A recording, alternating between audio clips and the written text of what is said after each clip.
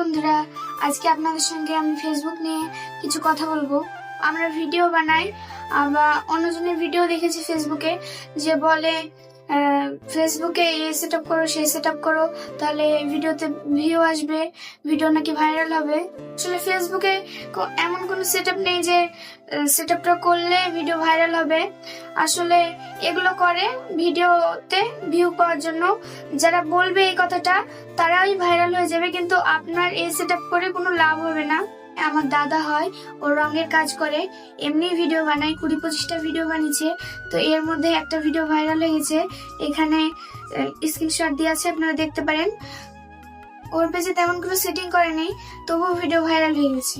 আমার এই ভিডিওটা বানানোর উদ্দেশ্য যে আপনারা যেন আমার মতো ভুল পথে না যান। ভুলভাল ভিডিও দেখে আপনারা ওর পেছনে দৌড়বেন না। আপনারা ভালো ভিডিও বানান, তাহলে আপনারা ঠিকই একদিন সফলতা পাবেন। আমার ভিডিওটা এখানে শেষ করলাম। যদি আপনাদের ভিডিওটি ভালো লাগে, লাইক কমেন্ট শেয়ার করবেন। আর ফেসবুক থেকে দেখলে যদি নতুন হয়ে থাকেন আমাকে ফলো করবেন, আর ইউটিউব থেকে দেখলে সাবস্ক্রাইব করবেন।